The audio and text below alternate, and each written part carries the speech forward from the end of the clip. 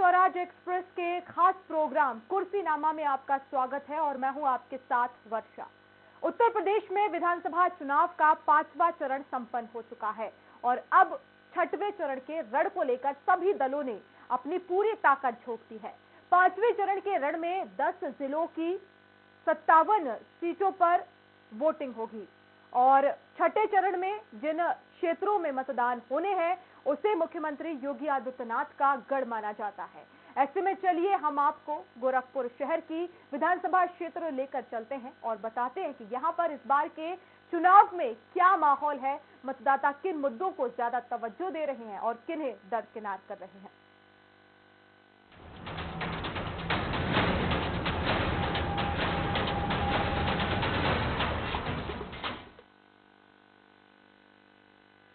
तो उत्तर प्रदेश विधानसभा चुनाव को लेकर 5 चरणों के मतदान हो चुके हैं। आखिरी के 2 चरण के मतदान पूर्वांचल में होंगे।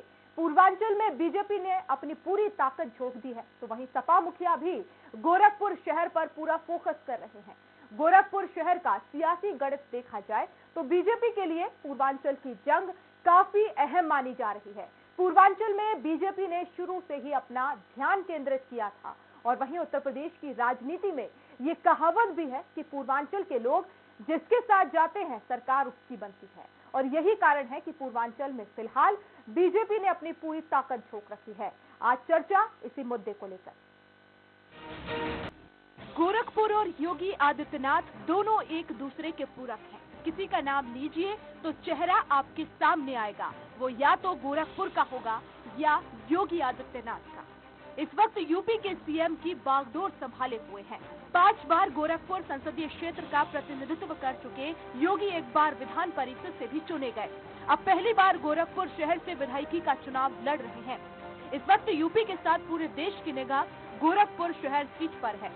योगी को चुनौती देने के लिए आजाद समाज पार्टी के मुखिया चंद्रशेखर आजाद, सपा से सुभावती शुक्ला है, तो वहीं कांग्रेस ने चेतना पांडे को मैदान में उतारा है। गोरखपुर शहर का जातीय ताना बाना, कुल मतदाता 4,50,000, निषाद केवट मल्लाह 40,000, यादव 15,000, ब्राह्मण 60,000, कायस्थ 60,000, वैश्य 50,000, मुस्लिम 40,000, क्षत्रिय 25,000, एससी 50,000। यूं तो गोरखपुर शहर की ये सीट पारंपरिक रूप से बीजेपी की सीट मानी जाती है। इस सीट पर 1989 से लेकर अब तक बीजेपी का कब्जा रहा है। सिर्फ साल 2002 को छोड़ दिया जाए, बीजेपी के शिव प्रताप शुक्ला को, जो अभी राज्यसभा सांसद हैं, वो साल 1989 से 2002 तक गोरखपुर शहर से बीजेपी के विधायक, लेकिन 2002 में बाजी बदल गई और बीजेपी के खिलाफ उस बाजी को बदलने वाले बाजीगर कोई और नहीं, खुद योगी आदित्यनाथ। साल 2002 में टिकट बंटवारे के मुद्दे पर योगी आदित्यनाथ और बीजेपी नेतृत्व के बीच अनबन हो गई। योगी ने 2002 के विधानसभा चुनाव में बगावती तेवर दिखाए। बीजेपी के शिव प्रताप शुक्ला के खिलाफ हिंदू महासभा से प्रत्याशी उतारा।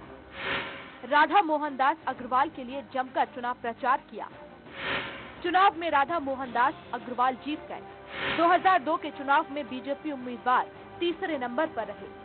योगी आदित्यनाथ के समर्थन से 2002 से लेकर 2017 तक राधा अग्रवाल जीते। अब की बार खुद योगी आदित्यनाथ गोरखपुर विधानसभा का चुनाव लड़ रहे हैं। सीएम 1998 से 5 बार लोकसभा सांसद रह चुके हैं। बहरहाल इस बार के विधानसभा चुनाव में गणित 2017 की उपचुनाव की उलट है। प्रवीण कुमार निषाद की निषाद पार्टी इस बार बीजेपी गठबंधन के साथ है, तो वहीं अब उपेंद्र शुक्ला की पत्नी सुभावती शुक्ला को समाजवादी पार्टी ने इस सीट से योगी आदित्यनाथ के खिलाफ चुनावी मैदान में उतारकर मुकाबला बेहद दिलचस्प कर दिया है। ऐसे में देखने वाली बात ये होगी कि आने वाले चुनाव में किस तरह का रण देखने को मिलता है। Bureau report, Swaraj express.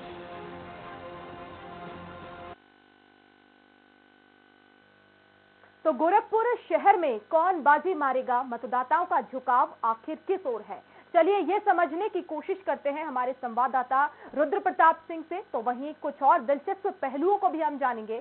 सहयोगी हमारे जुड़ेंगे लखनऊ से निशांत चौरसिया। सबसे पहले रुद्र प्रताप से हम जानना चाहेंगे।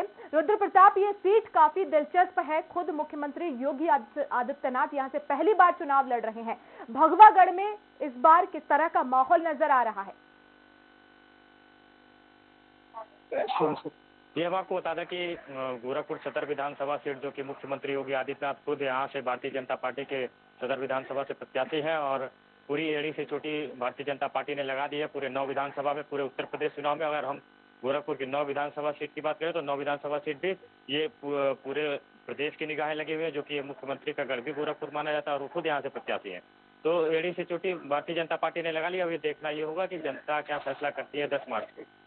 बिल्कुल रुद्र प्रताप, लेकिन फिलहाल आपने जनता से वहां बातचीत की होगी, क्या लगता है जो इतिहास है एक बार फिर से वही इतिहास बनने जा रहा है या फिर यहाँ पर किसी और पार्टी का दबदबा नजर आ रहा है? जी बिल्कुल, हम आपको बता दें कि यहाँ जो ये सदर विधानसभा सीट है ये ब्राह्मण बहुमूल्य क्षेत्र है जी, जो कि ये ब्राह्मण बहुमूल्य क्षेत्र है और यहाँ पे सुभावती शुक्ला समाजवादी पार्टी से प्रत्याशी है, तो जो कि वो भी शुक्ला है और ये ब्राह्मण बहुमूल्य क्षेत्र है और ये ब्राह्मण निर्णय लेते हैं सदर विधानसभा सीट से कि इस बार किसकी विजय होगी। अब ये देखना ये होगा कि कौन 10 मार्च को सीट किसके पक्ष में जाती है, लेकिन समाजवादी पार्टी और भारतीय जनता पार्टी में इस बार बराबरी का मुकाबला है। बिल्कुल रुद्र प्रताप, लेकिन आजाद समाज पार्टी से चंद्रशेखर आजाद खुद चुनाव लड़ रहे हैं इस सीट से। और बात की जाए अगर गोरखपुर में, तो आपसे जानना चाहेंगे कि कितने एसटी वोटर्स हैं वहां पर और इसका क्या प्रभाव पड़ सकता है? ये हम आपको बता दें कि 20 से 25 हजार के बीच में लगभग में एससी वोटर्स है, लेकिन इसका प्रभाव गोरखपुर सदर विधानसभा सीट पे नहीं पड़ने वाला है। यहाँ की जनता का साफ कहना है कि बाहर से आए हुए नेता को हम नहीं वोट करेंगे और ये मुख्यमंत्री का गढ़ भी है और यहाँ से हर किसी भी जाति, किसी भी धर्म, किसी भी कोई भी व्यक्ति वो गोरखनाथ मंदिर से जुड़ा हुआ है। एक आस्था लोगों के गोरखनाथ मंदिर से जुड़ी हुई है, इस वजह से ये सीट गोरखनाथ मंदिर की भी मानी जाती है। बिल्कुल, और देखना ये होगा कि जनता क्या इस बार फैसला करेगी। बिल्कुल 10 मार्च को ये पता चलेगा। चुनाव बेहद दिलचस्प है, आप बने रहिएगा। निशांत हमारे साथ लगातार लाइव जुड़े हुए हैं। निशांत, आपसे जानना चाहेंगे कि ये जो सीट है काफी दिलचस्प है, गोरखपुर सदर सीएम योगी आदित्यनाथ खुद यहाँ से चुनाव लड़ रहे हैं। ये कहना गलत नहीं होगा कि गोरखपुर और सीएम योगी आदित्यनाथ दोनों एक दूसरे के पूरक हैं। गोरखपुर मंदिर है तो सीएम योगी हैं और सीएम गोरखनाथ मंदिर का आशीर्वाद है तो उससे भी सीएम योगी है। बेशक बिल्कुल सही कहा आपने। इसका सबसे बड़ा एक उदाहरण अगर है तो 2002 का जो हमने अभी अपनी रिपोर्ट में दिखाया है, 2002 का वहाँ का चुनाव, जब भारतीय जनता पार्टी और सीएम योगी तब वो सांसद हुआ करते थे, अनबन हुई सीटों के बंटवारे को लेकर के। और सीट का बंटवारा महज सिर्फ गोरखपुर का तय नहीं करता है मत, गोरखपुर के आसपास से यूं कहे कि पूरे पूर्वांचल पे जहाँ पर सबसे पहले भारतीय जनता पार्टी मठ का रिपोर्ट लेती है, मठ का रिपोर्ट जाता है, तब तय होता है कि कौन वहां से भारतीय जनता पार्टी का प्रत्याशी होगा, भारतीय जनता पार्टी से कौन चुनाव लड़ेगा। ऐसे में 2002 में एक मामला बनता है और पता चलता है कि योगी आदित्यनाथ में और जो है भाजपा हाईकमान में अनबन होता है और टिकट बंटवारे को लेकर के काफी जद्दोजहद होती है। भारतीय जनता पार्टी श्री प्रताप शुक्ला को वहां से चुनाव लड़वाती है, जो पहले से चुनाव 4 बार 1989 से लेकर के 1996 तक वो विधायक रहते हैं भारतीय जनता पार्टी के टिकट पे। लेकिन 2002 में इसी अनबन को लेकर के योगी आदित्यनाथ जी नहीं चाहते थे कि श्री प्रताप शुक्ला फिर से वहां से विधानसभा प्रत्याशी बने और वहां से राधा मोहन दास अग्रवाल, आरएमडी उनको लोग कहते हैं, आरएमडी को वो चाहते थे, लेकिन भारतीय जनता पार्टी का हाईकमान नहीं माना। और उस समय योगी आदित्यनाथ ने भारतीय हिंदू महासभा के बैनर तले जो है राधा मोहन दास अग्रवाल को चुनाव लड़वाया और भारतीय जनता पार्टी उस समय तीसरे नंबर पे खसक के चली गई। इससे साफ हो गया कि जो कहावत है कि गोरखपुर में रहना है तो योगी योगी कहना है, बिल्कुल गोरखपुर में रहना है तो योगी योगी ही कहना है, यही वहां की जनता भी कह रही है। निशांत, आप बने रहिएगा। रुद्र प्रताप हमारे साथ लगातार बने हुए हैं। रुद्र प्रताप, अगर यहाँ के जातीय समीकरणों की बात की जाए तो सिलसिलेवार तरीके से बताइएगा कि कौन सी जाति सबसे ज्यादा है, निर्णायक भूमिका में है और कितनी जातियां यहाँ पर है अभी? ये हम आपको बता दें कि यहाँ पे सबसे ज्यादा ब्राह्मण वोट है, उसके बाद फिर कायस्थ है, फिर बनिया है, फिर मुस्लिम आता है, लेकिन यहाँ सबसे ज्यादा ब्राह्मण ही वोट है और ब्राह्मण ही निर्णय करता है इस सीट का। जैसे कि अभी निशांत ने बताया कि ये सीट गोरखनाथ मंदिर के लिए इसलिए है कि 2002 में डॉक्टर राधा मोहन दास अग्रवाल चुनाव लड़े थे, जो कि हिंदू महाबैनर तले लड़े थे और उन्होंने भारतीय जनता पार्टी के प्रत्याशी को हराया था। तो उस समय की भारतीय जनता पार्टी ने योगी ने डॉक्टर राधा मोहन दास अग्रवाल के लिए टिकट मांगा था, लेकिन उस समय की भाजपा ने उनको नकार दिया था। तो वो पूरी अपनी मठ की ताकत लगा के ये एहसास दिला दिए कि ये सीट गोरखनाथ मंदिर की है और ये सीट गोरखनाथ मंदिर की ही रहेगी। तो उसके बाद से विधायक बनने के बाद 2002 के बाद डॉक्टर राधा मोहन दास अग्रवाल भारतीय जनता पार्टी में चल जाते हैं। उसके बाद तब से लेके अब तक वो भारतीय जनता पार्टी में थे, लेकिन अब ये जो चुनाव है आज ये जो चुनाव है, अब जो है मुख्यमंत्री योगी आदित्यनाथ खुद यहाँ से विधायक का चुनाव लड़ रहे हैं। जी जी बिल्कुल, बहुत शुक्रिया रुद्र प्रताप हमसे जुड़ने के लिए और तमाम जानकारी के लिए। और वक्त एक छोटे से ब्रेक का है।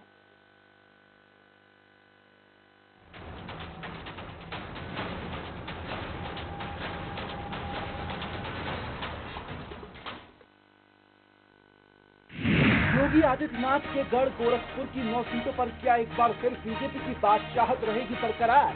यह विपक्षी दल रोकेंगे सत्ता पक्ष की रफ्तार।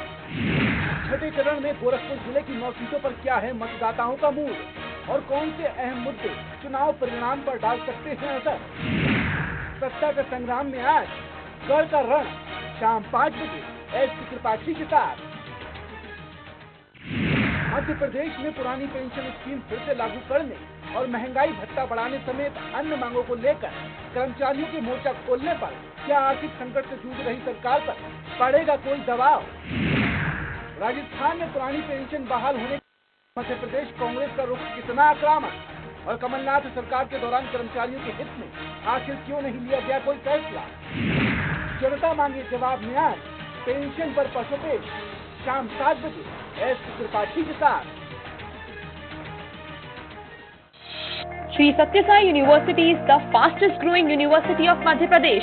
हर स्टूडेंट मेहनती और टैलेंटेड होता है। जरूरत है तो बस एक अच्छी गाइडेंस की, जो उन्हें मिलती है श्री सत्य Sai university of technology and medical sciences में। Admission guidance for courses like engineering, pharmacy, computer, commerce, management, arts, education, polytechnic, paramedical, homeopathy, law and agriculture. Shri सत्य साई यूनिवर्सिटी सीहोर। Call 9826293590. अपनाएं आयुर्वेदिक रूप मंत्रा। इसमें है क्यूकम्बर के प्योर एक्सट्रैक्ट जो नेचुरली चेहरे को मॉइस्चराइज रखे, ताकि पिंपल्स और डेड स्किन जैसी प्रॉब्लम से मिले रिलीफ। रूप मंत्रा आयुर्वेदिक फेस वॉश, ये कोई कॉस्मेटिक नहीं, आयुर्वेदिक औषधि है। SRK University is one of the oldest university of Madhya Pradesh with well qualified and experienced faculty। 25 सालों से मध्य प्रदेश की विश्वसनीय university. Courses offered engineering, pharmacy, management, agriculture, computer applications, nursing, homeopathy, dental, paramedical, PhD research and other professional and certificate courses। Contact 7024144981 और 828384। योगी आदित्यनाथ के गढ़ गोरखपुर की 9 सीटों पर क्या एक बार फिर बीजेपी की बादशाहत रहेगी बरकरार? यह विपक्षी दल रोकेंगे सत्ता पक्ष की रफ्तार। छठे चरण में गोरखपुर जिले की 9 सीटों पर क्या है मतदाताओं का मूड और कौन से अहम मुद्दे चुनाव परिणाम पर डाल सकते हैं असर? सत्ता के संग्राम में आज गढ़ का रण शाम 5 बजे एसपी त्रिपाठी के साथ।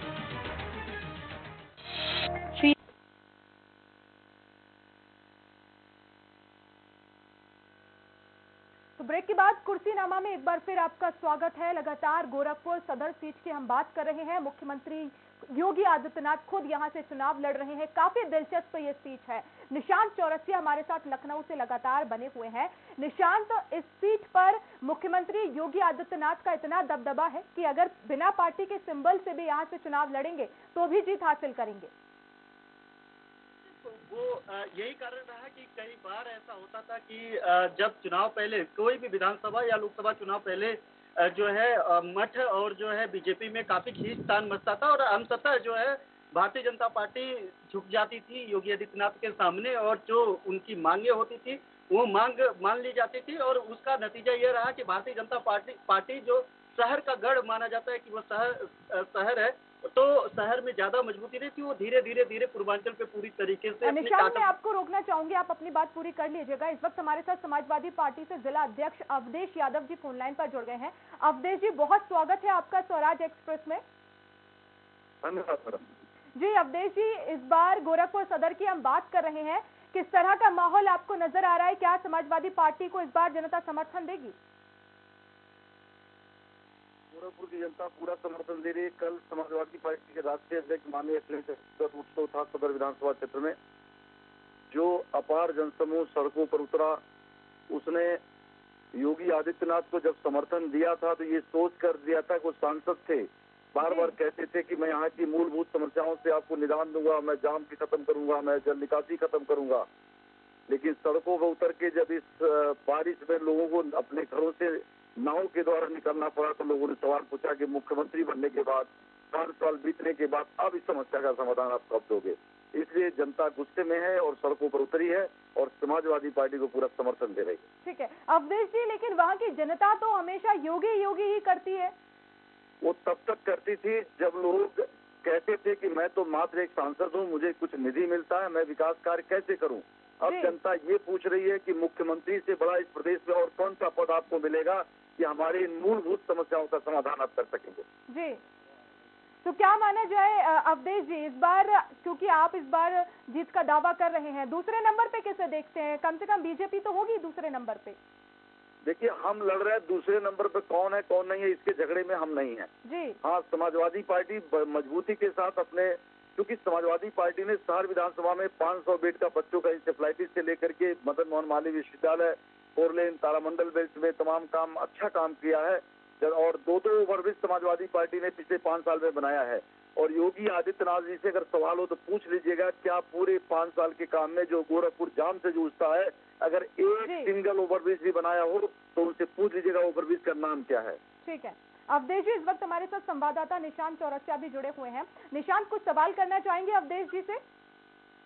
अवधेश जी, अगर सुभावती शुक्ला जो आपकी प्रत्याशी हैं सीएम योगी आदित्यनाथ के खिलाफ, उपेंद्र दत्त शुक्ला भारतीय जनता पार्टी के ही थे, क्या आपके पास ऐसा कोई कैंडिडेट नहीं था जो खुद योगी आदित्यनाथ के खिलाफ मजबूती से चुनाव लड़े और मैसेज दे? क्योंकि करहल में अखिलेश यादव के खिलाफ एक बड़ा प्रत्याशी जो है भारतीय जनता पार्टी का दिया था बीजेपी ने, ऐसा मैसेज क्यों आप नहीं दे पाए वहाँ से? देखिए, भारतीय जनता पार्टी कौन कहाँ था, सवाल इस बात का नहीं है।